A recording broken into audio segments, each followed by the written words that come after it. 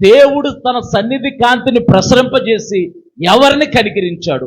దేవుడు కనికరించడం అంటే ఏంటి చూద్దాం ఒకసారి. పరిశుద్ధ గ్రంథమైన బైబిల్లో దేవుడు కనికరించడం అంటే అర్హత లేకపోయినా సరే దేవుడు మనల్ని ప్రేమించడమే దేవుని కనికరాన్ని పొందుకోవటం. దేవుని నామానికి మహిమ కలుగును గాక. మనం అర్హత కలిగి మనం దేవుని సన్నిధానికి వచ్చామా? అర్హత లేకపోయినా దేవుడు మనల్ని ప్రేమించి తన సన్నిధానానికి నడిపించాడా? చెప్పాలి, మీరు మాట్లాడాలి. అందరూ వాక్యం చదవమన్నప్పుడు వాక్యంలో చూడాలి, వాక్యం చెప్పేటప్పుడు నా వైపు చూడాలి. వాక్యం చదవమన్నప్పుడే వాక్యంలోకి చూడాలి, వాక్యం చెప్పేటప్పుడు నా వైపు చూడాలి. నా వైపు చూస్తే నేను ఏం మాట్లాడుతున్నాను, ఏం చూస్తున్నాను అన్నది మీకు అర్థమైంది. మీరు దాంట్లో బైబిల్ ఇక్కడికి వచ్చేసి నాకు బైబిల్ చదవటం కాదు, ఇంటి దగ్గర చదువుకోవాలి బైబిల్. ఇక్కడికి వచ్చిన తర్వాత బైబిల్లో తలకాయ పెట్టకూడదు. ఇంటికి వెళ్ళి ఇంటి దగ్గర ఉన్నప్పుడు సమయం చాలా ఉండదు, అప్పుడు చదువుకోవాలి. నా వైపు చూడాలి వాక్యం చెప్పేటప్పుడు. ఇక్కడ దేవుడు అంటున్నాడు, దేవుడు కనికరించడం అంటే అర్హత లేకపోయినా సరే మన జీవితాలను ఆయన ప్రేమించాడు. అదే దేవుని కనికరం. దేవుని నామానికి మహిమ కలుగును గాక. మనం అర్హత కలిగి ఉండటం వల్ల దేవుని సన్నిధానికి వచ్చామా? అర్హత లేకపోయినా సరే దేవుడు మన కొరకు తన పరిశుద్ధమైన రక్తాన్ని చిందించి ఆయన సన్నిధానంలోకి ఆయన మనల్ని తీసుకొచ్చాడు. చెప్పండి ఒకసారి. అర్హత కలిగి ఉండటం వల్ల మనం వచ్చామా? అర్హత లేకపోయినా సరే ఆయన మనల్ని ప్రేమించాడా? అర్హత లేకపోయినా, ఏ అర్హత లేదు మన జీవితంలో. అపరాధముల చేత పాపముల చేత చచ్చిన వారిగా ఉంటున్నాం. మన ఇష్టానుసారంగా మనం జీవిస్తున్నాం. గడిచిన వారాల్లో కూడా మనం ధ్యానం చేస్తే దేవుని యొక్క వాక్యము, వారు ప్రవర్తన ఎలా ఉందంటే దుష్క్రియల చేత దుష్ట హృదయంతో దేశాన్ని అపవిత్రపరిచే క్రియలు ఇజ్రాయేల్ ప్రజలు చేస్తున్నారంట. మనం కూడా ఏం తక్కువేం కాదు.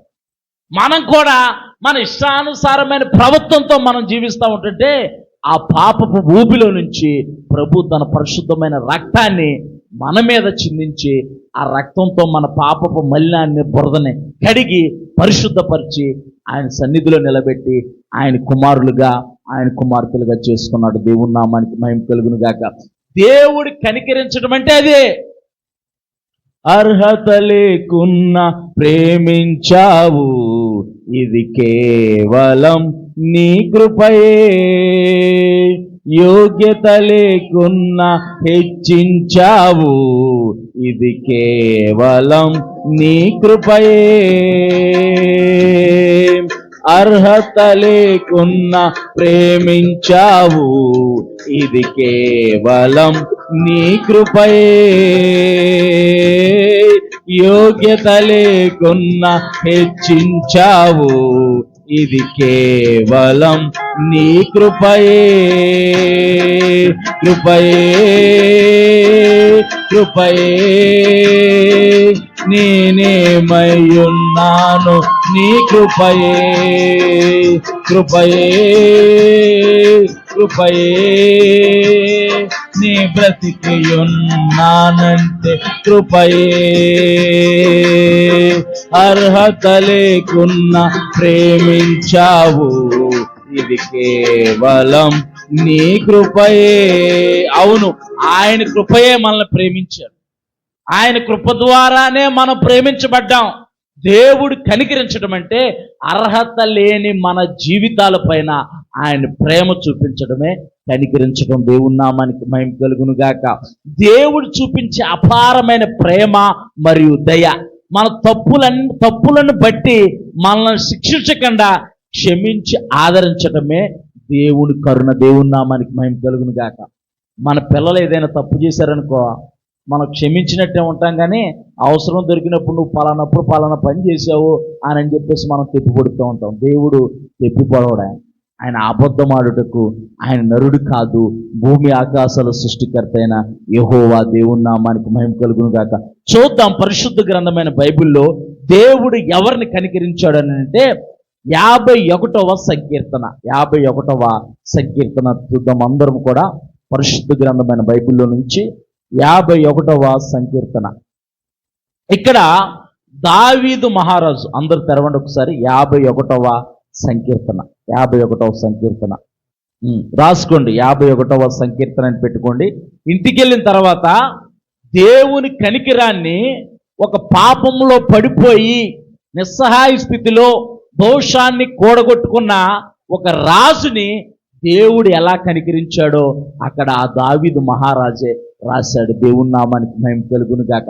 ఇంకా నా జీవితం అయిపోయింది, నా పరిస్థితి అయిపోయింది, దేవుడికి నేను విరుద్ధంగా జీవించాను, దేవుడికి అపనమ్మకంగా జీవించాను, దేవుడు నా మీద పెట్టుకున్న నమ్మకాన్నంతా నేను వమ్ము చేశాను అనుకుంటున్న పరిస్థితుల్లో మరలా దేవుని వైపు తిరగటం ప్రారంభించాడు, దేవుని తట్టు చూడటం ప్రారంభించాడు. దేవుని యొక్క కనికిరాన్ని, దేవుని ప్రేమని, దేవుని యొక్క అపారమైన కరుణ్ణి దావీదు పొందుకున్నాడు. దేవుని నామానికి మహిమ కలుగును గాక. అంతకంటే ముందుగా ఇజ్రాయేల్ స్వాస్థ్యం అంతటి మీద అధిపతిగా సౌలు నియమించబడ్డాడు. మొట్టమొదటి ఇజ్రాయేల్ రాజుగా. సౌలు కూడా తప్పిదాలు చేశాడు, కానీ సౌలు దేవుని వైపు తిరగలా, సౌలు దేవుని వైపు చూడలా, దేవుని యొక్క క్షమాపణ అడగలా, దేవుని ఎదుట తన పాపాలు తను ఒప్పుకోలా. చదువుదాం ఒకసారి పరిశుద్ధ గ్రంథమైన బైబిల్లో నుంచి 51వ సంకీర్తన మొదటి 2 చరణాలు చదువుదాం. దేవా నీ కృప చొప్పున నన్ను కరుణించుము. దేవుని నామానికి మహిమ కలుగును గాక. దేవుడు ఎవరిని కనికరించాడనంటే ఇక్కడ దావీదు అడుగుతున్నాడు. పాపంలో ఉన్నాడు దావీదు, పాపం చేసి నరహత్య చేసి పాపాన్ని కూడగట్టుకున్నాడు ఇక్కడ దావీదు. దేవుని సన్నిధిలో తన తప్పు తాను తెలుసుకొని దేవుని పాదాలు పట్టుకొని దేవుని సన్నిధిలో దావీదు అడుగుతున్నాడు, దేవా నీ కృప చొప్పున నన్ను కనికరించుము, నీ వాత్సల్య బాహుళ్యము చొప్పున నా అతిక్రమములో తూడ్చివేయము. దావీదు ఏం చేశాడు? దేవుని ఆజ్ఞల్ని, దేవుడి కట్టల్ని అతిక్రమించాడు. ఆజ్ఞ అతిక్రమమే పాపము, పాపం ద్వారా వచ్చు జీతము మరణము. దావీదుకు తెలుసు ఆజ్ఞలు, దావీదుకు తెలుసు కట్టడలు. దావీదు దివారాత్రాలు వాక్యం ధ్యానించేవాడు. దివారాత్రాలు వాక్యం ధ్యానించి వాక్యం ధ్యానించినప్పుడు దావీదు అంటున్నాడు, నీ వాక్యముని ధ్యానిస్తూ ఉండగా జీవాహారము నాకు దొరికింది, నీ వాక్యము నాకు ధ్యానిస్తూ ఉండగా కొవ్వు మెదడు నాకు దొరికినంత సంతోషం నాకు కలిగింది. నా ఆత్మ ఉరకలేస్తుంది, నీ సన్నిధానాన్ని చూడాలని, నీ ముఖాన్ని చూడాలని, నీ సన్నిధిలో నేను ఉండాలని నేను ఆనందపడుతున్నాను. జనులు నాతో అనినప్పుడు మేము దేవుని మందిరమునికి వెళ్తున్నాము, దేవుని సన్నిధానానికి వెళ్తున్నామని జనులు నాతో అన్నప్పుడు నాకు ఎనలేని సంతోషం నాకు కలిగింది అంటున్నాడు దావీదు. అంతటి భక్తిపరుడే పాపంలో పడిపోయాడు. పొరపాట్లు చేయని వాళ్ళు ఎవరూ లేరు. పొరపాట్లు చేస్తూ ఉంటాం. పొరపాట్లను సరిదిద్దుకున్నవాడే మంచి వ్యక్తి. దేవుని నామానికి మహిమ కలుగును గాక. పొరపాటు మానవ సహజంగా పొరపాట్లు చేస్తూ ఉంటాం. పొరపాట్లు చేయకపోవటానికి మనమేమో యేసుప్రభువారు ఏం కాదు. మన పొరపాట్లు చేయకపోతే యేసుప్రభువారు రావాల్సిన అవసరతే లేదు. మన పొరపాట్లు చేస్తున్నామనే, మన ఇష్టానుసారంగా జీవిస్తున్నామనే లోకరక్షకుడు ఈ లోకాన్ని జన్మించాడు. ఆయన పరిశుద్ధ రక్తంతో మనల్ని నీతిమంతులుగా కడిగాడు. పొరపాట్లు సరిదిద్దుకోవాలి. మనం పొరపాటు చేశాం కదని అపత్రాభావంతో మనం ఉండకూడదు. అయ్యో నేను పొరపాటు చేశాను, దేవుడు నన్ను క్షమిస్తాడా, నేను ఈ పొరపాటు చేయటం వల్ల దేవుడికి దూరం అయిపోయాను, దేవుడు నన్ను క్షమిస్తాడంటే ఆయన క్షమించుటకు సిద్ధ మనసు గలవాడు. దేవుని నామానికి మహిమ కలుగును గాక. అందుకే దావీదు తెలుసుకున్నాడు దేవుడి ప్రేమనే, దావీదు గుర్తెరిగాడు దేవుడి ప్రేమనే. నువ్వు కూడా గడిచిన దినాల్లో ఎన్నో పొరపాట్లు చేసి ఉండొచ్చు, దేవుడికి దూరం అయిపోయి ఉండొచ్చు, దేవుని దూషించవచ్చు, దేవుడికి అవమానకరంగా జీవించవచ్చు. కానీ దేవుడు అంటున్నాడు, మై హోనా తుమ్ ఫికర్ నై కర్నా, I am with you, don't fear. నేను నీతో ఉన్నాను, నీవు నా తట్టు తిరిగితే నీ తట్టు తిరుగుతాను అంటున్నాడు. దేవుని నామానికి మహిమ కలుగును గాక. పడిపోయిన స్థితిలోనే మనం ఉండాలని ప్రభు కోరుకోవట్లేదు. గొప్ప దేవుడు అండి. దేవుని నామానికి మహిమ కలుగును గాక. చాలా మంది పడిపోయే స్థితిలో ఉంటే మన ఇరుగు పొరుగు వారు పక్కన వాళ్ళు చూసి వాడు చేసుకున్న కర్మ వాడు అనుభవిస్తున్నాడు అని అంటారా? వాడు చేసుకున్న కర్మ వాడు అనుభవిస్తున్నాడు. అయ్యో పైకి లేవనెత్తుదామే, ధైర్యం చెప్పుదామే, ఓదారుద్దామనే ఎవరికి ఉండదు. కానీ నువ్వు పడిపోయిన స్థితిలో ఉండటము దేవునికి ఇష్టం లేదు. దేవుడు అందుకే నిన్ను లేవనెత్తాలనుకుంటున్నాడు. దేవుని నామానికి మహిమ కలుగును గాక.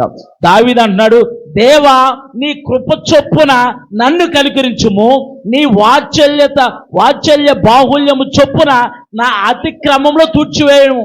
ఆయన దేవుని కట్టలను అతిక్రమించి దుష్టత్వాన్ని జరిగించాడు.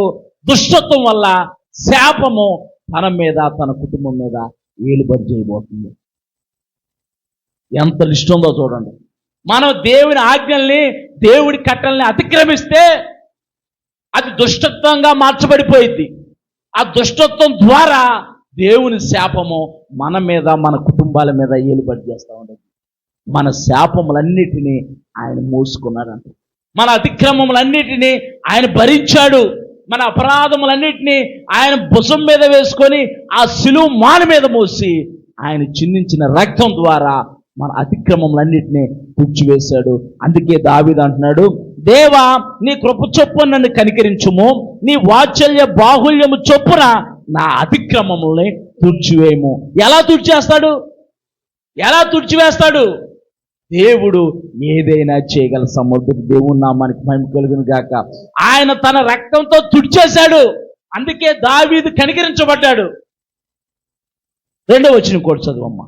నా దోషము పోవునట్లు, నా దోషము పోవునట్లు నన్ను బాగుగా కడుగుము, నన్ను బాగుగా కడుగుము, నా పాపము పోవునట్లు, నా పాపము పోవునట్లు నన్ను పవిత్రపరచుము, నన్ను పవిత్రపరచుము.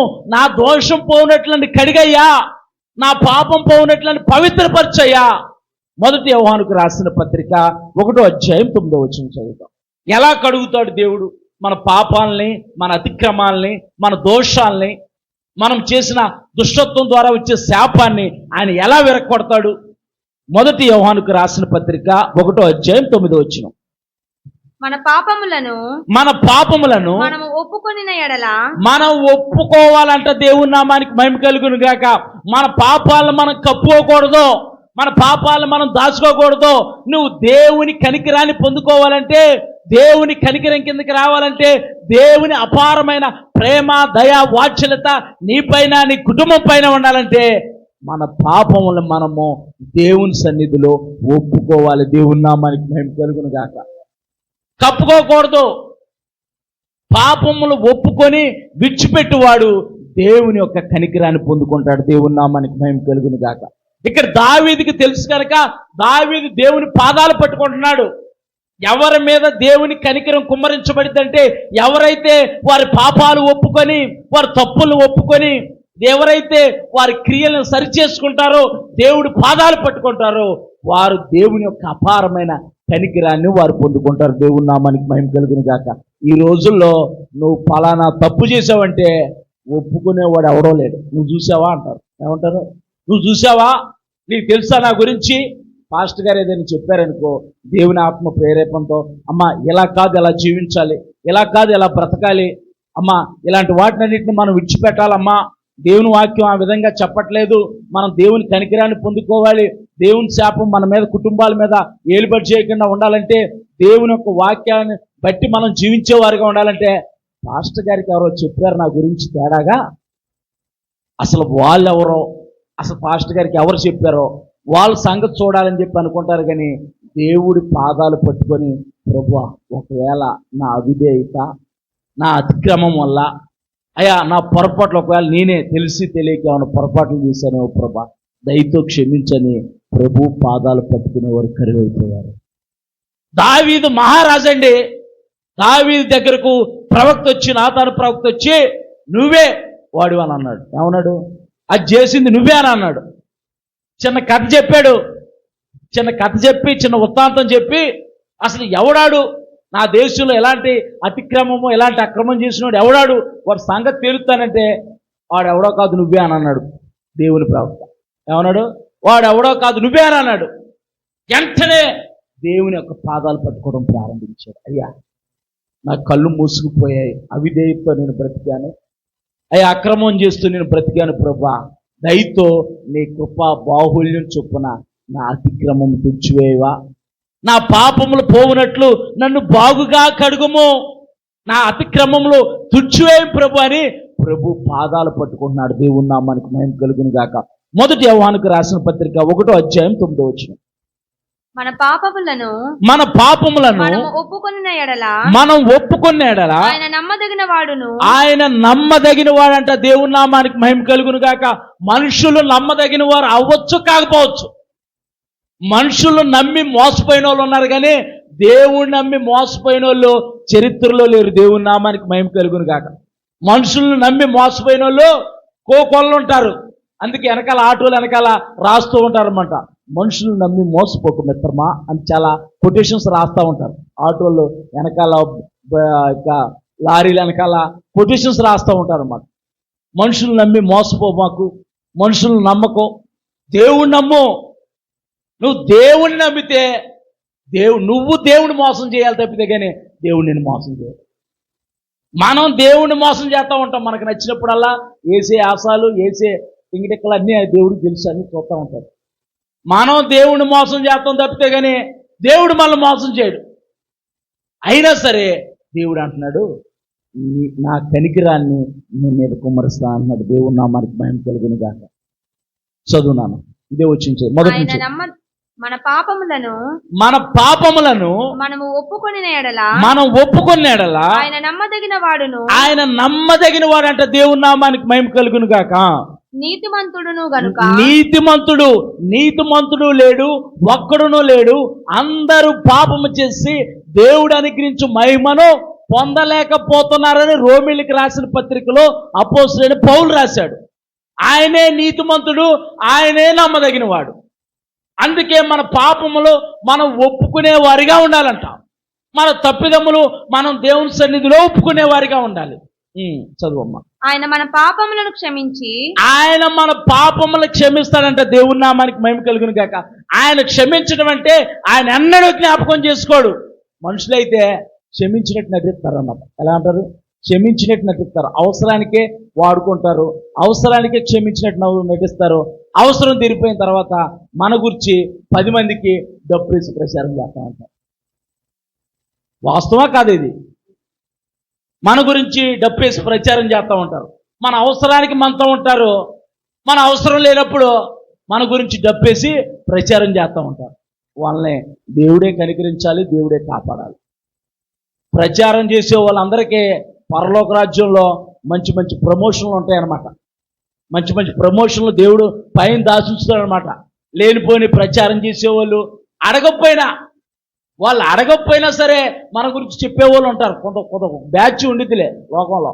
మన గురించి అడగకపోయినా సరే వాళ్ళు ఇలాగా వీళ్ళు అలా ఇంకేం పని బాట ఏం లేదు, ఏమి ఉండదు. వీళ్ళకే ఎదటోళ్ళ మీద పడి ఆడవటం తప్పితే కానీ ఏమి ఉండదు.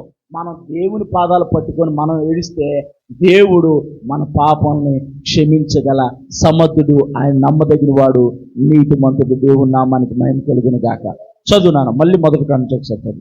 మన పాపములను మనము ఒప్పుకొనిన ఎడల ఆయన నమ్మదగిన వాడును, నీతిమంతుడును గనుక ఆయన మన పాపములను క్షమించి సమస్త దుర్నీతి నుండి మనల్ని పవిత్రులుగా చేయను. గట్టిగా చప్పట్లు కొడుతూ దేవుని నామాన్ని మహిమపరుద్దాం. దేవుని నామానికి మహిమ.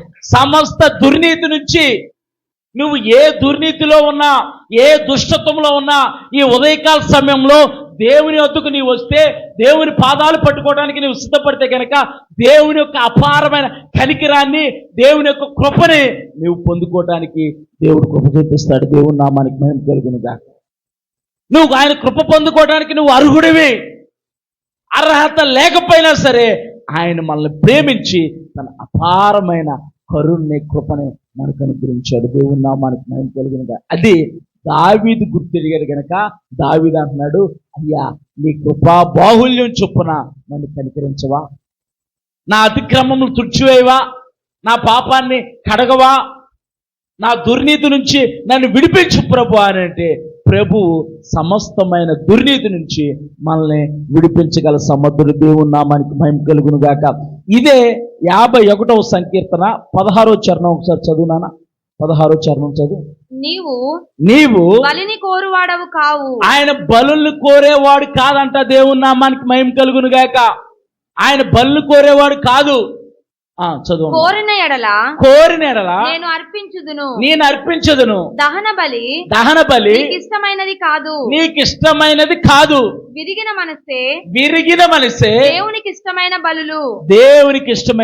దేవుని నామానికి మహిమ కలుగా. నువ్వు విరిగి నలిగిన హృదయంతో ఉన్నావేమో, విరిగి నలిగిన హృదయంతో దేవుని సన్నిధానానికి వచ్చావేమో, విరిగి నలిగిన హృదయంతో అయ్యా నేను ఈ పొరపాటు చేశాను, నేను ఈ తప్పిదం చేశాను, ఈ ద్రోహం చేశాను, ఇలాంటి పరిస్థితుల్లో నేను ఉన్నానని నువ్వు బాధపడుతున్నావేమో. దేవుని పాదాలు పట్టుకుంటే విరిగి నలిగిన హృదయాన్ని ఆయన లక్ష్యం చేసే దేవుడు అంట. దేవుని నామానికి మహిమ కలుగును గాక. చదువు నాన్న, తర్వాత వచ్చిన చదువు. దహన బలి నీకు ఇష్టమైనది కాదు, దహన బలి నీకు ఇష్టమైనది కాదు, విరిగిన మనస్సే విరిగిన మనస్సే దేవునికి ఇష్టమైన బలులు. దేవునికి ఇష్టమైన బలులు. దేవా దేవా విరిగి నలిగిన హృదయమును విరిగి నలిగిన హృదయమును నీవు అలక్ష్యము చేయవు. ఆయన అలక్ష్యం చేయడంట. దేవుని నామానికి మహిమ కలుగును గాక. అంటే విరిగి నలిగిన హృదయాన్నే ఆయన చూసే దేవుడు. ఆయన మనిషి యొక్క పై రూపాన్ని చూసే దేవుడు కాదు, ఆయన అంతరంగాన్ని లక్ష్య పెట్టే దేవుడు. దేవుని నామానికి మహిమ కలుగును గాక. మన హృదయ వేదల్ని ఆయన తీసివేసే దేవుడు, మన హృదయ గాయాల్ని ఆయన కట్టే దేవుడు, మన హృదయ గాయాల్ని మాన్పించగల సమర్థుడైన ఆయనే మహోన్నతుడైన దేవుడు, ఆయనే నజరేయుడైన యేసుక్రీస్తు. దేవుని నామానికి మహిమ కలుగును గాక. ఆయన యొద్దకొచ్చి మన తప్పిదములను మన పాపములను మనం ఒప్పుకుంటే విరిగి నలిగిన హృదయాన్ని ఆయన త్రోసివేసే దేవుడు కాదంట. దావీదు దేవుని సన్నిధానానికి వచ్చాడు, దేవుని పాదాలు పట్టుకున్నాడు, దేవుని కనికిరాన్ని, దేవుని యొక్క అపారమైన కరుణ్ణి ఆయన పొందుకొని మళ్ళీ రాజుగా స్థిరపరచబడ్డాడు. దేవుని నామానికి మహిమ కలుగును గాక. నీవు గడిచిన దినాల్లో, గడిచిన సంవత్సరాల్లో, గడిచిన నెలల్లో, గడిచిన వారాల్లో దేవుని యొక్క కృపను నువ్వు పోగొట్టుకున్నావేమో, దేవుని యొక్క దయ నీకు దూరమైపోయిందేమో, నువ్వు పడిపోయిన స్థితిలో ఉండాలని ప్రభు కోరుకోట్లా. నువ్వు ఎటువంటి దిగజారిపోయిన స్థితిలో ఉన్నా సరే దేవుని వద్దకు వస్తే దేవుడు ఆ పరిస్థితి నుంచి నిన్ను పైకి లేపగల సమర్థుడు. దేవుని నామానికి మహిమ కలుగును గాక.